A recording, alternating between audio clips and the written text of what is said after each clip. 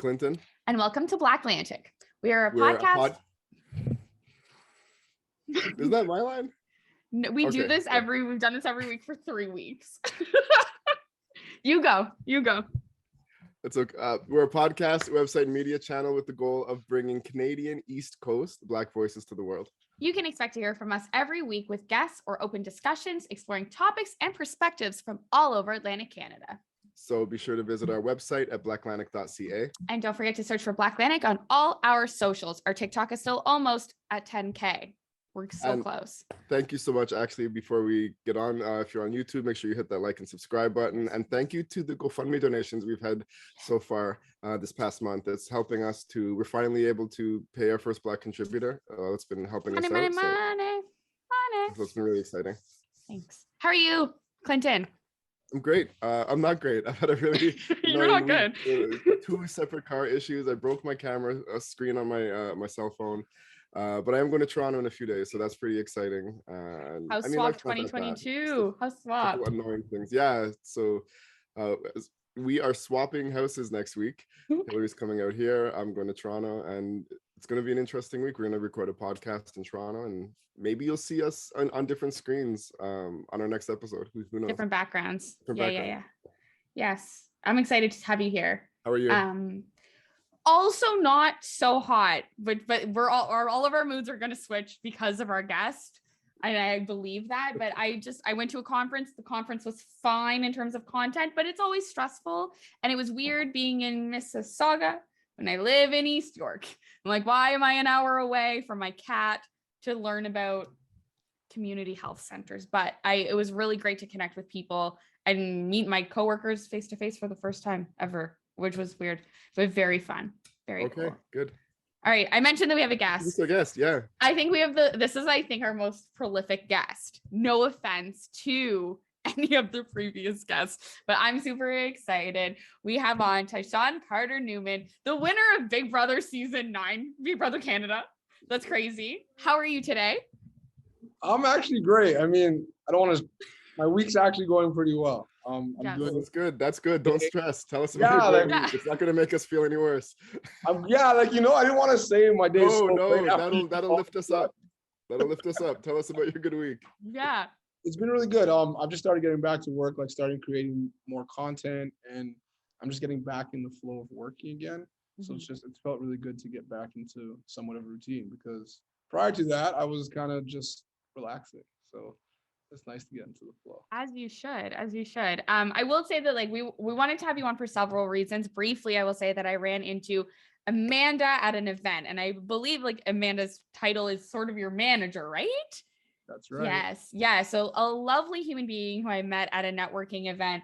And we had a lot of similarities and different things that aligned. And one of the things that she mentioned was working with you, and not just the superstar title of winner Big Brother Canada, but that you want to do a lot of mental health advocacy and work. And we really want to touch on as well the things that you've done, of course, out east, because that's where we are. And so for our listeners, we're gonna talk about a little bit of all of those things, and who you are more than just someone who's been on global, which is still super cool. So I guess I'll start by asking, tell us about you from the start. You grew up in Montreal, correct? Ish. So I was born in Montreal. I probably stayed there for about the first 3 years of my life. And then I moved to Toronto, and I would go back to Montreal literally every summer. But I would say most of my upbringing was actually in Toronto. And then I kind of moved outside the Toronto area to Brampton and spent a lot of time there as well. So I had a mixed upbringing of Montreal, Toronto, just because I have so much family in Montreal. You're muted, maybe? So you go back to Montreal every summer, and you spent most of your life in Toronto. How do you compare the two cities, and what were those experiences like for you? The two cities are quite different. Montreal has more of a European vibe. Everybody kind of just lets loose, have a good time all the time. Whereas Toronto is more of a business-centered, growth, let's make money kind of vibe. So they're very different, but I have love for them both in different ways. I think Montreal just reminds me of family and spending time with your loved ones, whereas Toronto reminds me of friends and having a good time and going out and doing things. So it's just like the cities have two completely different vibes. Okay. I want to ask, just because I know we were briefly talking about this before, but so first of all, I'm in Toronto. Clinton has lived for a very long time in Toronto, and then he moved to New Brunswick, which is how we know each other. We, like we said, we basically swapped, and we're gonna redo the swap. And I'm just curious. So Clinton is Jamaican descent in his family, me Senegalese. I'm curious about you because I think you posted something about jerk chicken at one point. You've also posted about eating 6 eggs a day today, which I am part of the crew. Full offense. How? Like what? I have questions about that, but that's like for another time, not for this podcast. That's not weird. That seems like an aggressive amount of eggs. I've had That's 4 eggs today. It's not really. If you think about it, like if you're trying to have like gains, you need to be eating a lot of protein. And 6 eggs. You know what's funny? There are people that said to me, "That's all 4 is all you eat. You need to be eating like 6 to 8." So today I upped the amount, and I received a lot of blowback. So I said, you know what? I'm gonna post a video of what a Jamaican mother would say about eating 6 eggs. People thought it was really funny. What did she say? I didn't see it. I don't know if I can imitate it. She goes, "How much egg you fry?" And she goes, 6 bomb o'clock, post o'clock. Like she just vexed that, you're frying 6 eggs. Like you don't pay bills around here. Actually, yeah, I lived with my friend's mom once, and she would guard the egg. I could not have more than 1 or 2 eggs a day. Like it was a big deal. But okay, we're not going to talk. We're not going to talk the whole episode about eggs, but that's an old lifestyle. People used to believe that you can't, like, having too many eggs, too much cholesterol is bad for you. That's completely been debunked. Eggs are amazing for you. For me, I'm a texture eggs. person. I'm fussy about my eggs, but still the question remains: in imitating the Jamaican mom, is that part of your life and your upbringing and background? Yes, my mom's not actually Jamaican. My grandma is. Okay. But my grandma acted as like she's like a kind of a second mom to me in a lot of instances. So I'm very close with my grandparents, so they're kind of like the extension of my mom. So yes, anything with Jamaican mom or like yelling and jokes and anything Jamaican is pretty much reminds me of my grandmother. Okay. Nice. Okay. Cool. So growing up more so in Toronto, Brampton, and like going back to Montreal, I'm curious, and I should ask this, although we know the question about like coming to the East Coast, at least I know Nova Scotia. Have you been to New Brunswick? Never been to New Brunswick. Okay, so we'll fix that. We will try to rectify that situation. We'll figure that part out. In terms of growing up and some of the experiences that you've had in those different cities, not to bring it back down to a lower note, but we sort of always ask our guests about racist experiences they faced. And I'm always curious about the Toronto scope. Growing up in New Brunswick, being one of 5 Black kids in my high school, called a cotton picker in the 10th grade. And then a lot of people assume that the diversity here in both Montreal and in Toronto, Brampton, Ontario, like these bigger cities, that you wouldn't really expect that because you have more of a community. And at the same time, we've had people on the show say, despite that, I actually went to a white school, despite being in Toronto and all of this stuff. So what was that like for you? What was the school culture like? So yeah, I also did go to a white school. Now that you bring that up, my mom sent me to French immersion, so my school was very white. Like all the students there were not the ones that I was in my neighborhood with. So I went to this school, and the racism wasn't obvious. It wasn't like people call you names all the time, but I remember like vividly, I had this experience where I had a crush on this girl, as you sometimes do in elementary school. And I remember she clearly had a crush on me too. Like it was, unless I misread the situation. So, so we're going on the bus on the way home, and I asked her like, "Hey, like, you want to be my girlfriend?" And she looked at me and said, "You're Black." And I remember like that's the real one of my childhood that stands out because it felt like heartbreak and like racism at the same time. Like I just felt so depleted from that experience. And that one kind of stood out to me because, yeah, as diverse as Toronto is, I think there was still segregation to some point at that point in our lives. And like hip hop culture wasn't a thing yet. It was more like Backstreet Boys, NSYNC. Like that just wasn't the vibe back then. not to say that racism doesn't exist now, but that's one thing that really stood out to me growing up. And that's one of the experiences. Like, yeah, I've been called names here and there, but that was really the one that hurt. And I think just going into the corporate world, you'd see little things that, you may take as microaggressions, like people saying, "Do you work here?" Or like I remember when I was working at the city of Edmonton, like people would always be like, "Are you looking for something? Can I help you? Are you a football player?" There's little things like that. Like it was impossible in their minds that I could potentially be working in a corporate environment looking the way that I do. So that's kind of my experience with racism growing up. I would say some of it is not always obvious, right? Like me not getting jobs is not something I can actually tell you for certain. I don't know. My name being Tychon, there were times on my resume I would change it to Jordan, which is my middle name, so that I would have a better chance of getting jobs. And I've seen it work. So it's hard to say whether or not that was racism or just I just didn't get the job. I don't know. But yeah, I would say like that accurately depicts kind of my experience or some of my experience with racism growing up for sure.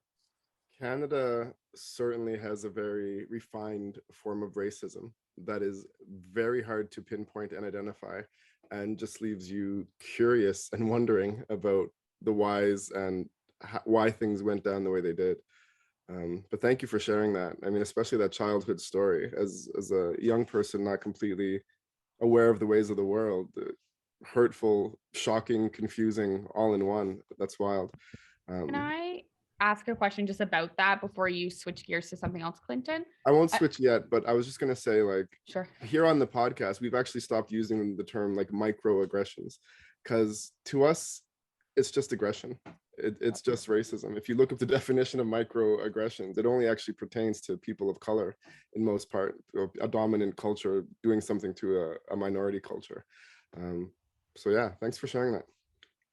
I just wanted to ask, because we used to ask this question, I think, often, and then we sort of stopped in terms of like, is that one of the first memories that you have of feeling different? I mean, if you were in a white school before, maybe like leading up to that moment, maybe not. But I know for some people they've shared, like, so like that heartbreak would be like that first moment where they almost realize like, I'm Black, I'm different, or there's something about me that's going to make people not like me. Because I remember those moments for me where it was the first time that I was like, oh, there's something about me that makes you, I don't want to say repulsed, but you don't like me because of something I can't control.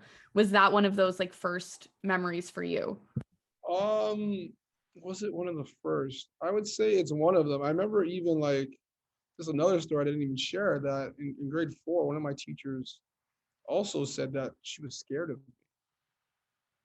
Scared. I was big, I was tall, and she said, when she asked me to go to the office and I didn't want to go, she said she felt threatened by me. And I remember that was one of those other times where I was like, even my mom was like, "You felt threatened by a grade 4?"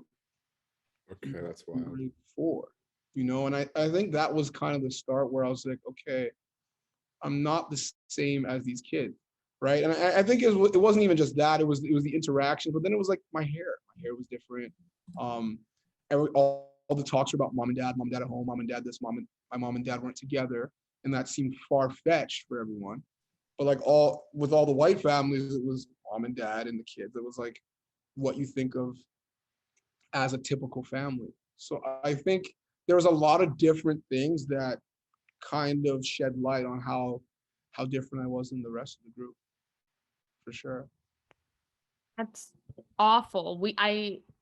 I'm thinking about, we know some students going through similar things in New Brunswick, and like that's part of like the our endeavor and why we're doing this is that I graduated high school 10 years ago and things don't seem to have changed. And it's like, it's upsetting to hear that you've experienced something like that. It's upsetting to know that in 2022, kids are still experiencing things like that I've experienced, similar but different things. Definitely never like the fear aspect, but that's awful. Mm-hmm. Wow. We got heavy quick here.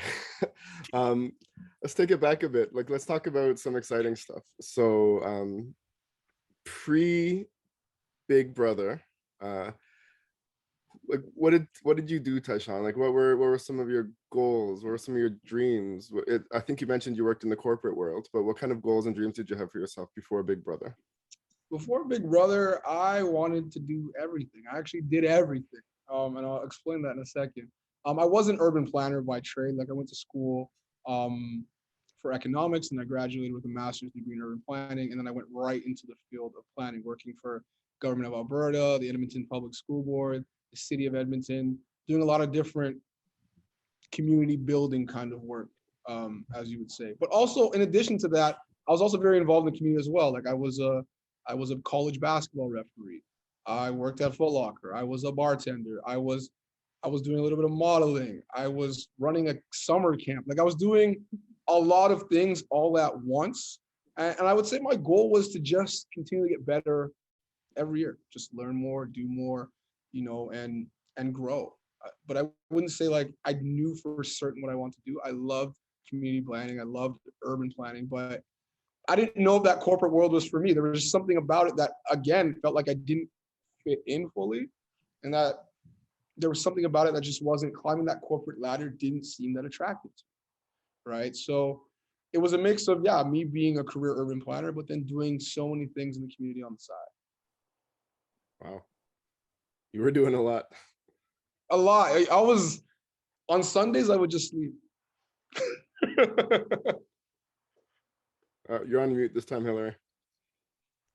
I'm trying to do, like, I think about as much stuff, and I don't know that I have time to sleep on Sundays. I don't know that Clinton and I sleep on Sundays at all. I don't think we rest, but I think we're all very similar mindset. These are a similar pod. Yeah. So what made you apply for Big Brother? What was it about you that, like, I obviously, like, when I was reading up, I saw what your, like, the game strategy, what your mindset was going in there. And like, obviously, spoiler alert, in case no one follows the whole thing, you were successful, which is crazy. But what made you think like you were cut out for it, and what, like, competitive nature in you was like, I'm going to go for this? Somebody reached out to me and told me you should apply. So I was like, why not? So I looked it up, I looked at the show, and I said, you know what, I could do good at this. This is a social game.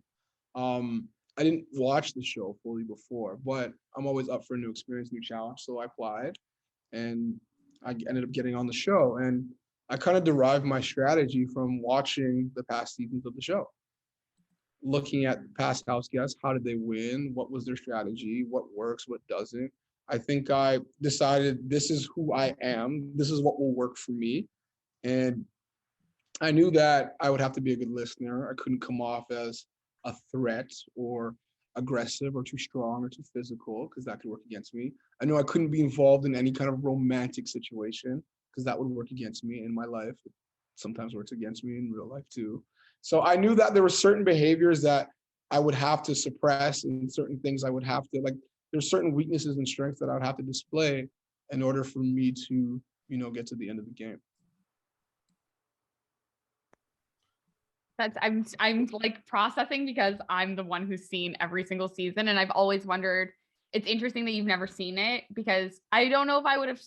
Obviously you want to study it because it's such a game of like strategy, skill, everything, but at the same time, I don't know, like, going in almost like raw with no expectations, what that would be like. At first I thought you were gonna say, like, I've never seen it, I went in, I hadn't studied the other seasons, and I won, and I would have been floored. That would have been crazy. No, I wasn't a super fan, but I had to, like, to me, I can't go into anything completely unprepared. Of course. So I felt like I needed to prepare myself by watching at least a few seasons to get a good understanding of what the pattern is. Because if I didn't watch anything, I wouldn't even know how to study my dates. Like, I wouldn't have known that's something I'd have to do. So in knowing that, I knew I need to know what happens on every single day, because they may ask you at some point. And that was my strength. So you definitely went in prepared with a mental strategy, but like, what was it like? Like, you're on camera 24/7, knowing anything you do could end up on the show. You're hanging out with a bunch of people that you're interacting with and communicating with, yet you also know. And I mean, you could say the same thing in the corporate world, and in real life, it's all a game, it's all a strategy, but like, literally against people that you're playing a game against, like, to manipulate or work with, or like, did they sleep deprive you to get better results out of you? Like, just what was it like? What was going on through your head day to day when you're in the show?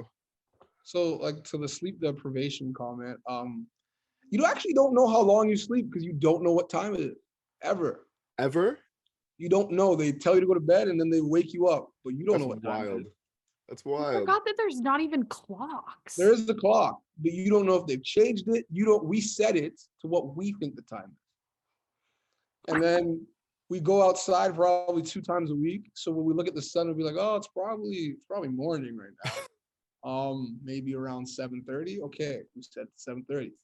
So that'll do something to the mind. Yeah, go on. Yeah, you have no idea what time it is. So what was it like? I would say it's stressful because you feel like you have to be on all the time. Like picture being at the office, putting on a show, or putting on, I don't know if all of us are acting at the office, but I definitely was. But I'm doing that 24/7, right? And then not to mention like what you were saying about the cameras being on you all the time. I mean, that's a scary thought because there's a part of me in my mind that's like, am I representing the whole Black community in all of my actions? Is anything I say representing the Black community? So I had to be very aware of what I said, information that I shared, stories that I told, because I didn't know what could be used or held against me. And then not being able to have your family or friends to even, consult about decisions and get advice from you. These people who you meet, they become your friends, but are they really? You never really know. So you have that doubt as you're forming these bonds, but are they real? You don't know. And you're just continually questioning them. So there's a constant stress of having to be on, having to confide in people you're not sure you can confide in, and just you're just doubting these people and sometimes even yourself. Wild. And whether you liked it or not, you were, to a lot of viewers, especially in rural communities in Canada and places like that, you were representing the Black community, so you had that all on your shoulders. I don't know how many people of color or Black people have been on the show in the past 9 seasons, but probably never more than 1 or 2 at a time. I don't think so. Season. No, I think we I well, world on your shoulders. Yeah, yeah, you're the first BIPOC person to win for Canada. And you're tied with, I believe, Gary in the States for having won the most like competitions for Black competitors. So you made history as like a Black kid, like person on the show. Like you killed it, which is crazy. And I was going to ask about, I know we don't use microaggressions, but aggressions or issues in the house, because I remember when I was like little watching the show, I remember there being more commentary within the show around queerness and like how loudly gay some people were, and like other cattier people on the show mocking the queerness of other people and trying to be as flamboyant to get under people's skin. I remember, I think there was one racist person who got kicked out way back in like the early 2000s. So I was curious about that. But at the same time, I also want to ask, in terms of the being on, like, were there any issues? And then also, did you have to think about code switching and like how you presented yourself even in that way as part of the strategy, while also thinking about the pressures of like people watching you and looking up to you as a Black man on TV?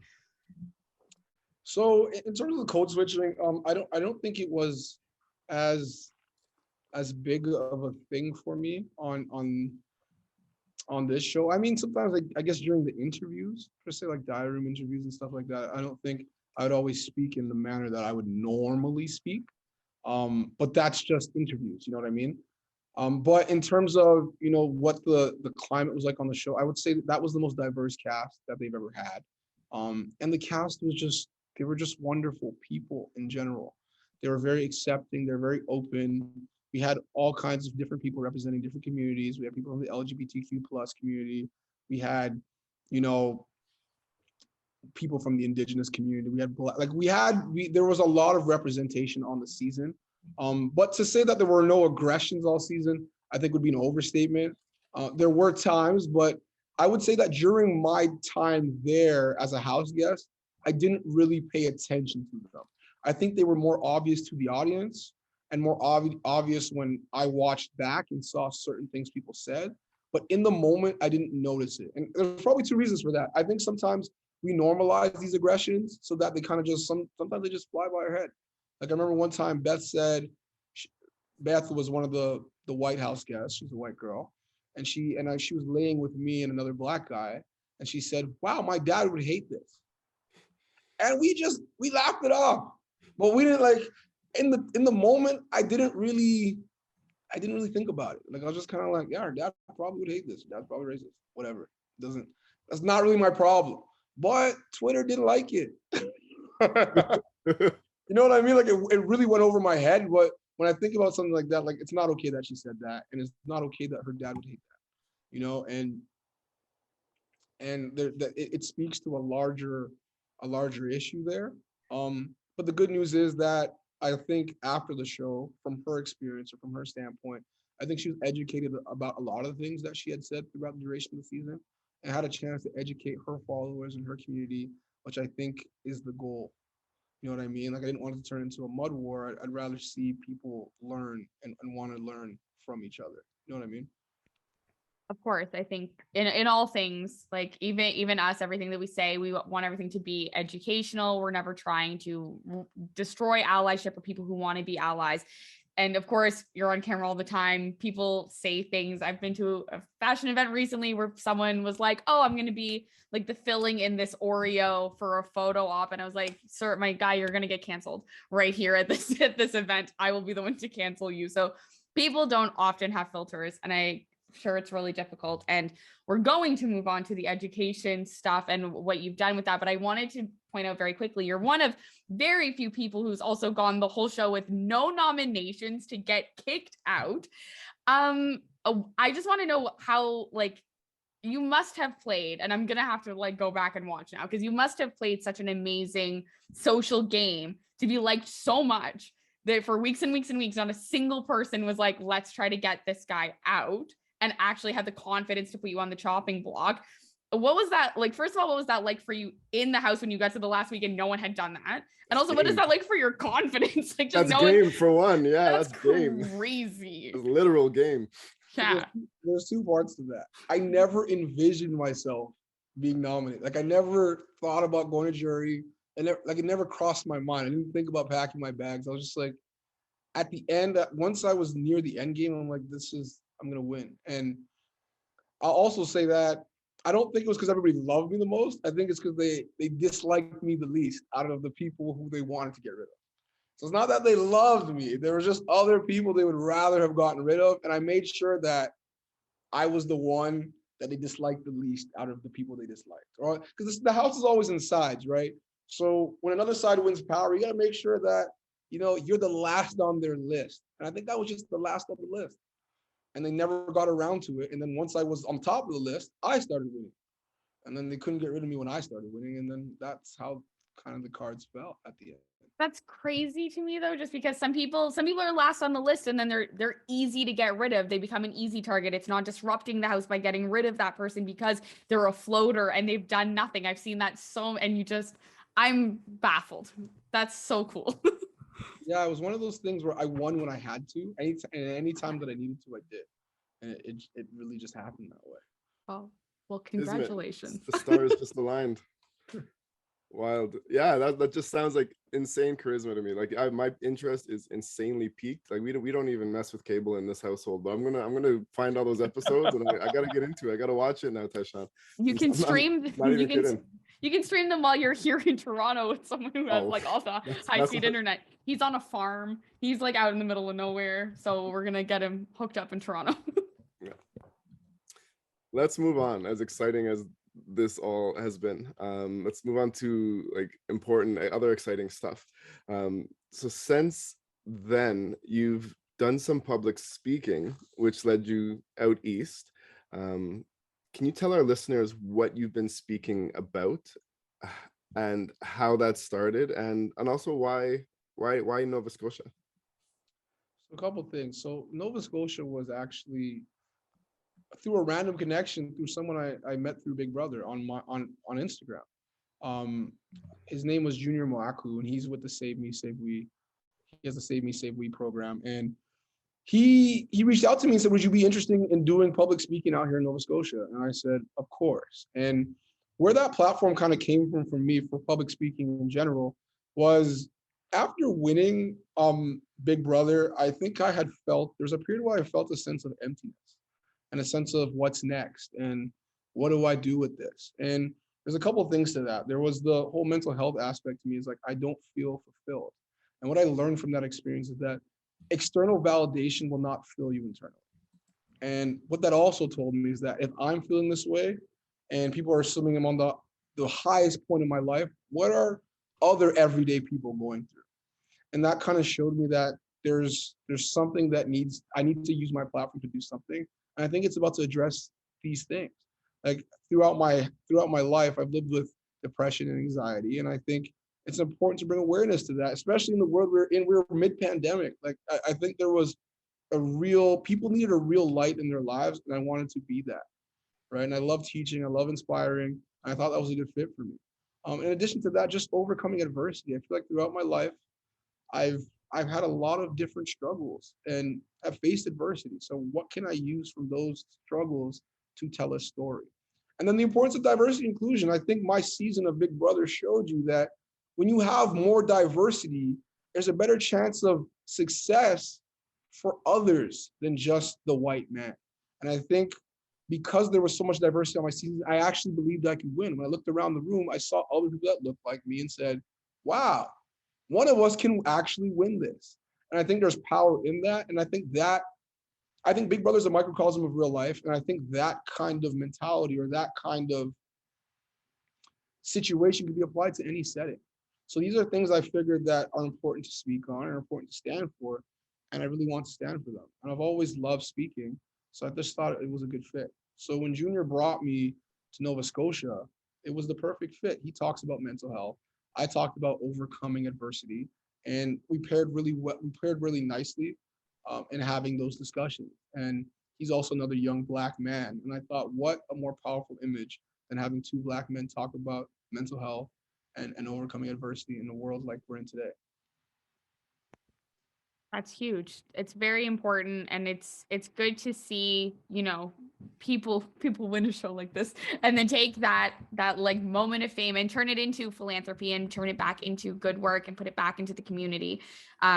We've had, of course, it's a lot of our guests, but Black people turn trauma into positivity. I don't think we've had a single guest who hasn't done something creative with their work, whether it's a fashion designer who's turned literal, like, horrific traumas into pieces of art, or us with our podcast talking and having these conversations. Like, that's sort of what we do. And I think fortunately Black people are very good at it, and I'm happy about that, and I'm glad that you're doing this. And on top of that, with the depression, anxiety, I've seen that you do like a mental health Monday like check-in situation. I wanted you to like tell our listeners what that is, how they can check it out too, and sort of what the goal is with sharing that type of content. So if you follow me on Instagram at Tychon X Carter, or on TikTok at the same handle, or on YouTube at Tychon Carter-Newman, you can see some of my, especially on Instagram, my Mental Health Monday post. And the point of it is really to continue to have a conversation around mental health. And the posts kind of differ in how I deliver the messages. And that's something I'm still testing out and trying new different ways. But it's a mix between skits, voiceovers, me telling a personal struggle or challenge of mine in my week, or quotes that I found interesting, but something related to mental health, whether it's talking about anxiety, depression, ego, meditation, spirituality, like literally anything. It could be about anything, but it'll somehow relate to mental health. And I'm still experimenting with different ways of delivering that message, but I think it's one that it is one that I will always deliver every Monday, every single one. That's good.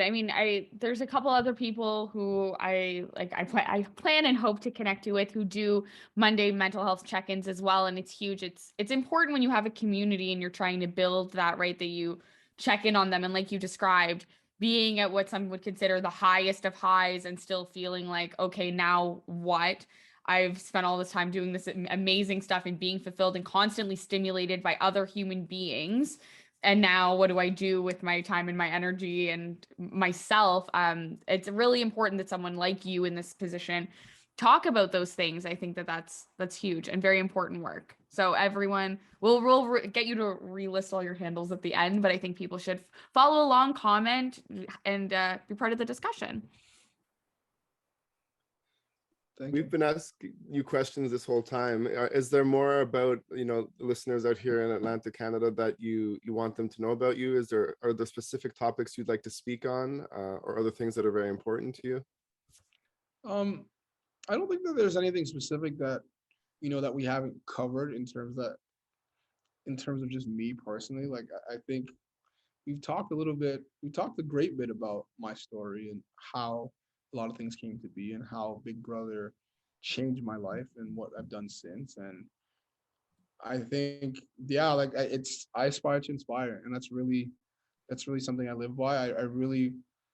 I'm trying to I'm continuing to believe in myself and bet on myself, and I want others to do the same. Like I just love spreading love and positivity into the world, and I will continue to do that any way I can. And that's really just me. Like I, it's so cool that I get to live a life right now that I didn't imagine was possible. Like going from the corporate world, I always said like it'd be cool if I can make my own schedule and just do what I really want to do, and that kind of materialized for me. And I think it's really special, and I feel like there are continued signs on this path that show me I'm doing the right things. Like even us just connecting right now continues to show me that I'm in the right place and doing the right thing.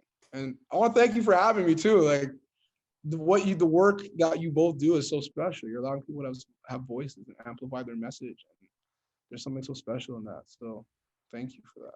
Well, yeah, if you live your life every day like you're living it on this episode right now, like you've certainly said many inspirational things. You've definitely put positivity out there and discussed mental health, and you're doing it. You're living what you're preaching, and that is certainly amazing. Other than public speaking, I've one last question for you, if that's okay. Like, what next? More public speaking? Do you have any other goals or visions for the future? Like, oh, that's what I was going to say. Like, you are definitely someone who lives the example of manifesting realities, through the show, I think through when you were younger and through everything. So what are you going to manifest next? That's a really good question. I will continue to grow. I want to say that even with public speaking, I want to continue to grow at that and get better at that, and be doing it globally, like bigger than just doing it in Canada, and do it on a global stage, continue to grow and do that. And I think I want to keep producing the movie of my life, which I use YouTube as a vehicle for. So I'll continue to tell my story, inspire others through social media, influencing, and YouTube, telling my story and inspiring others. And I'll continue to grow at doing that. That's my overall goal. But what I'll get into next, I don't know. Life happens to just throw things at me, like Big Brother, like it just came. So I don't know what's next, but I know that it will be continued growth and continued sharing positivity and love into the world. Amazing. I said I would be. Sorry, I was just gonna say I'm in such a better mood. I'm so inspired now. I'm just like, what am I gonna do? It's like 8 p.m. What am I gonna go do now? Like I want to build something. I'll probably just edit this episode immediately after and be like, it is good. But yeah, that's great. What were you gonna say, Clinton? Oh, nothing. I was gonna say, I bet you're thankful to your friend who called you up that day and told you to audition. 100%. And that's just the stars aligning, right? And yeah, I agree with Hillary. Like, we are certainly not people whose day gets better when someone else shares any kind of bad news. Like we like to hear the success stories. We love that. So that's great. All right, you want to spell out your handles for people to follow you on? Or? Yes. So my YouTube is Tychon, Tychon. Once you type that in, I should come up. But Tychon Carter-Newman. Okay. And then my Instagram is Tychon, again, Tychon X Carter. And then my TikTok and Twitter, I believe, are the same. Okay. Awesome. Thank you so much for taking the time to come on. The minute I met Amanda, I knew that there was a reason that her and I met as well. And knowing her and everything that she's implicated with, I understand exactly why she would be your manager and how your vision's aligned. And we're just now, the ball is just rolling in terms of things that we're aligned with. And I'm so glad you took the time to come on and hopefully inspire all of our guests. And I hope that this isn't the end for you in Atlantic Canada, and that somehow, some way, we get you to do either public speaking engagements in New Brunswick or something else. I know I'm trying. Well, we're both always trying to start a movement out there, but I'm really trying very desperately, and I would love, like, if I could get you to go to my old high school, that would be crazy. So, when I go home next week, I'm gonna be calling people and being like, "Hey, I got a project." I know a human being gonna have an idea, but thank you so much for taking the time to come on today. Of course. Thank you so much for having me. It was such a pleasure. Yeah, it was really exciting. Speaking of high school, Hillary, yeah, so I was looking at Big Brother today, and Arissa Cox, she's the producer or the Host. executive producer of she's the host of the show. The host. Oh, I went to high school with her. We were in the same art school together. What? Yeah, so yeah, What? I went to Earl Haig High School, and we were in the same high school together. Like, again, it was a school out of my neighborhood district, so it was mostly white as well. But yeah, it was a program for the arts, music, drama, dance. Where? Earl Haig in North York. Oh, North. Oh, yes. I've heard of that. Yeah, so I haven't talked to her for years, but I saw her name pop up, and it's pretty cool. Small world. That's crazy. I'm born and raised in Toronto, small city, small world. Yeah. Wow. What? I think she's so cool. Oh, yeah, she is. She always was. How am I one cool in person high school, away? I thought I was becoming one person away by interviewing Tychon, and you've had this in your pocket. I've known you for years. Oh, well, we haven't talked since high school. Maybe like a few years after high school and stuff. But yeah, I went to an art school, a school of the arts. So I don't know if she was in drama or not, but yeah.